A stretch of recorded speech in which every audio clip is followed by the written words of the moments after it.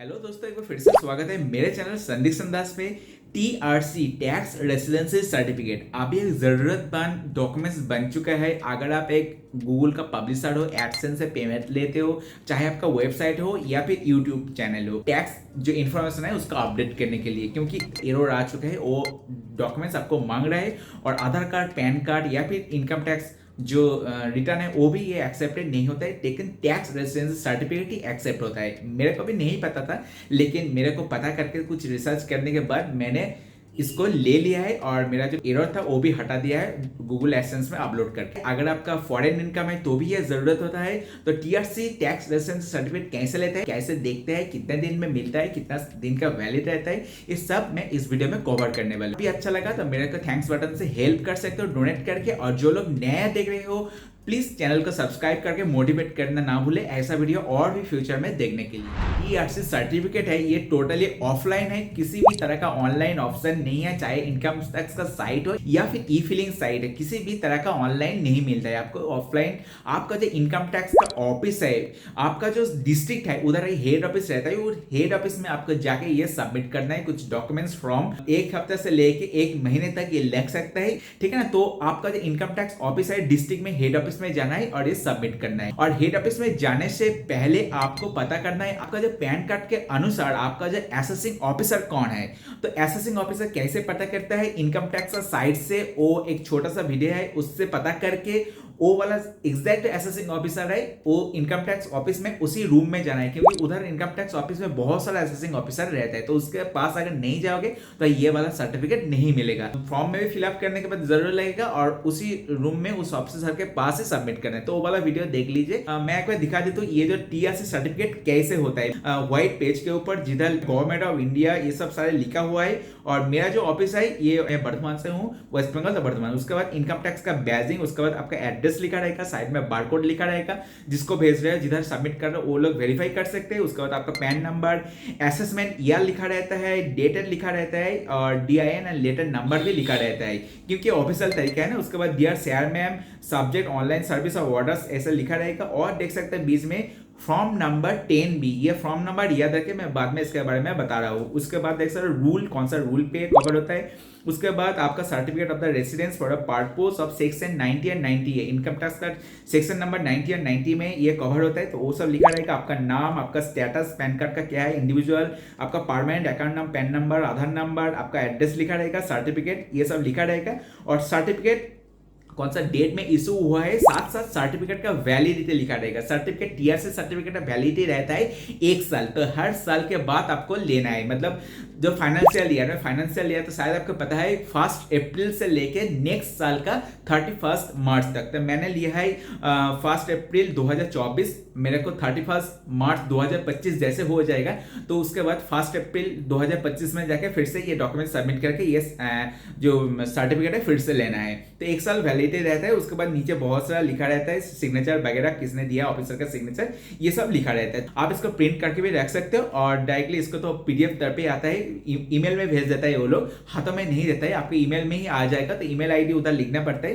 तो ईमेल से डाउनलोड करके उधर आप अपलोड कर सकते हो जल्दी से। तो ऐसा कुछ दिखता है टीआरसी सर्टिफिकेट जो एक ऑफिशियल फॉर्मेट में देता है। और फॉर्म नंबर 10FB में ये लोग ये सर्टिफिकेट देता है, ठीक है ना। तो आइए अभी मैं दिखा देता हूँ इसको अप्लाई कैसे करता है, जो काफी लोगों का मन में अभी क्वेश्चन चल रहा है। तो अप्लाई करने के लिए आपको फिलअप करना पड़ता है फॉर्म नंबर 10FA, जो इनकम टैक्स का ऑफिस से या फिर किसी भी तरह का ऑफलाइन से नहीं मिलता है, जो आपको ऑनलाइन से डाउनलोड करके प्रिंट करके फिलअप करके डॉक्यूमेंट्स के साथ डायरेक्ट जाके सबमिट कर देना है। तो फॉर्म नंबर 10 है, ऐसा कुछ देखते हैं। मैंने इसको ऑनलाइन से ही डाउनलोड किया, इनकम टैक्स साइट में भी मिल जाएगा। रूल नंबर ऐसे लिखा रहेगा, जो 90 और 90A में ये टीआरसी सर्टिफिकेट कवर होता है वो लिखा रहेगा। उसके बाद कैसे फिलअप करते हैं देख सकते हो, to the assessing officer.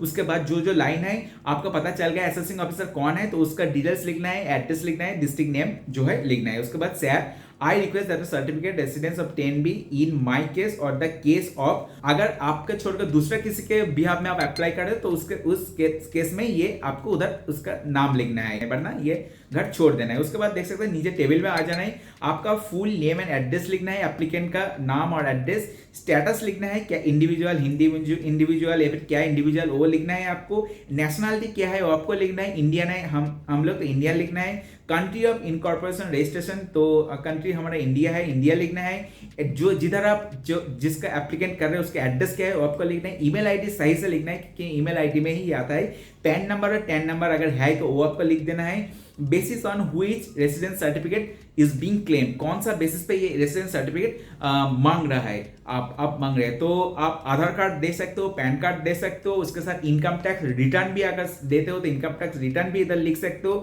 3-4 documents का नाम इधर लिख दे जिसका बेसिस पे आप प्रूव कर रहे हो कि आप भारत का नागरिक हो और भारत में ही आप टैक्स देते हो, आपका पासपोर्ट है वो भी आप पासपोर्ट का डॉक्यूमेंट्स इसके साथ दे सकते हो, इधर पासपोर्ट भी लिख सकते हो आधार कार्ड के साथ साथ, तो ये सब आप दे सकते हो। पीरियड आपको लिख देना है 1 साल का, मतलब डेट स्पेसिफिक डेट लिखना है 1 अप्रैल, जिस साल में आप देख रहे हो उस साल का 1 अप्रैल टू नेक्स्ट साल का 31 मार्च उस साल आपको लिखना है, ऐसा नहीं लिखना है 1 ईयर, आपको स्पेसिफिक डेट देके साल लिख देना है, ठीक है ना।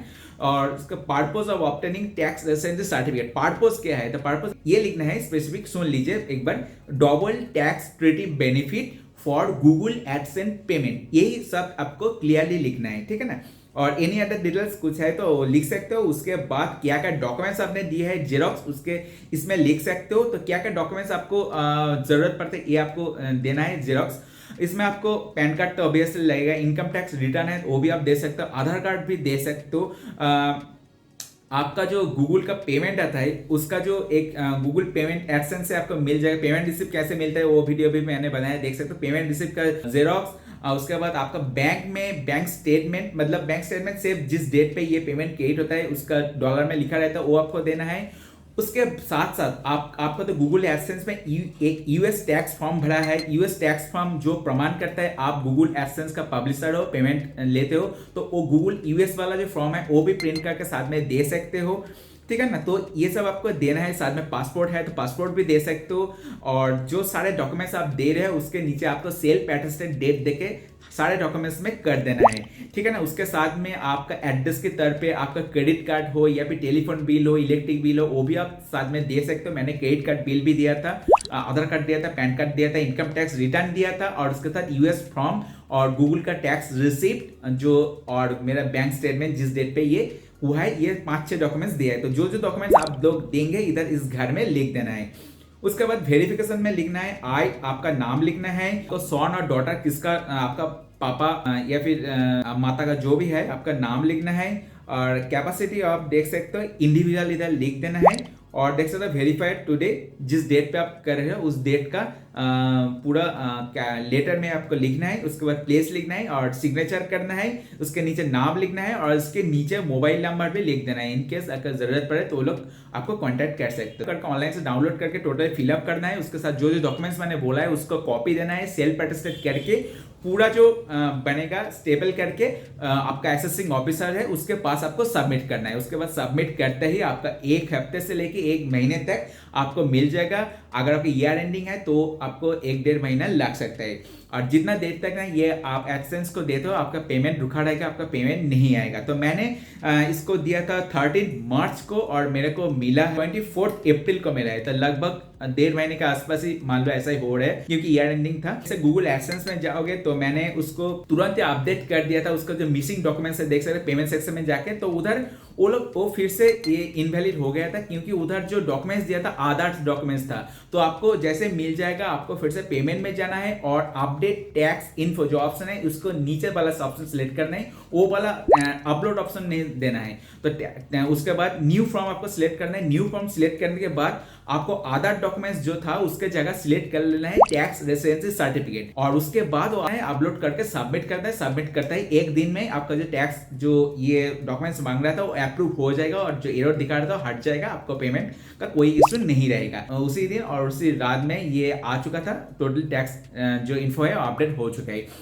तो पहले तो यूएस फॉर्म था, उसके बाद सिंगापुर फॉर्म था और टैक्स रेसिडेंसी फॉर्म, ये भी 3 जरूरत होता है एडसेंस, किसी भी एडसेंस का पेमेंट आप लेते हो आपका बैंक अकाउंट में। तो बहुत सारे लोग ये बोल रहे हैं कि आपका ये टैक्स रेजिडेंस सर्टिफिकेट का ऑप्शन ना लो तो आपका टैक्स ज्यादा कट जाएगा, आपका पेमेंट कम आएगा पेमेंट से। अगर ये वीडियो अच्छा लगा लाइक करके जाना, और मेरे चैनल को थैंक्स बटन से कुछ डोनेट करके सपोर्ट कर सकते हो। जो लोग नया देख रहे हो प्लीज सब्सक्राइब करके मोटिवेट कर देना ऐसा वीडियो और भी आपके लिए बनाने के लिए। तो चलो मिलता हूं नेक्स्ट वीडियो में, तब तक के लिए अच्छे रहिए, मस्त रहे, स्वस्थ रहिए और देखते रहिए मेरे चैनल संदीप दास। आपका दिन शुभ रहे। Thank you.